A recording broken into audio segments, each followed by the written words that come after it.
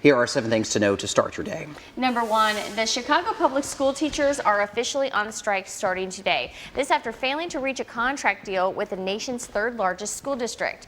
Teachers are looking for better pay. They also are looking for more time to prep their classrooms as well as lower class sizes. Chicago Mayor Lori Lightfoot says she's disappointed in that decision. Number 2, General Motors and the United Auto Workers Union have struck a tentative contract deal. If approved, it would end a month-long walkout. Details of the 4-year pact were not released. Workers were demanding greater job security and a path to permanent positions for thousands of temporary workers. The strike cost GM an estimated $2 billion in lost production.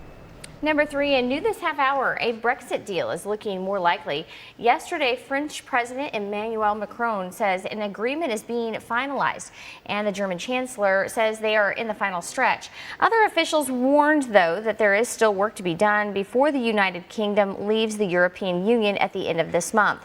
Today, EU leaders began a 2-day summit in Brussels to hammer out the details. In fact, in the last half hour, several media agencies are reporting that Britain and the European Union have struck a deal. Number 4, happening today, Vice President Mike Pence and Secretary of State Mike Pompeo scheduled to meet with Turkey's president. Just a few minutes ago, they landed on Turkish soil. Pence and Pompeo hope to secure a ceasefire in the Turkish incursion into northern Syria.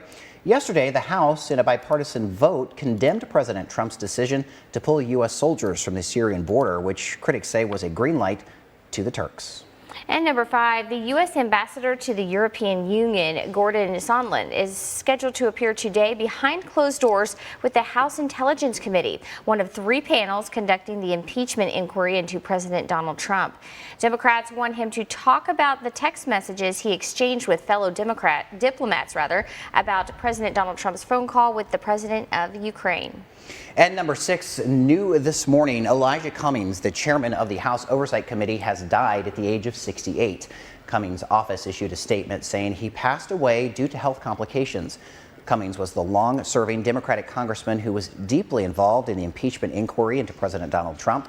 We will continue to give you more information throughout our newscast when we get new information.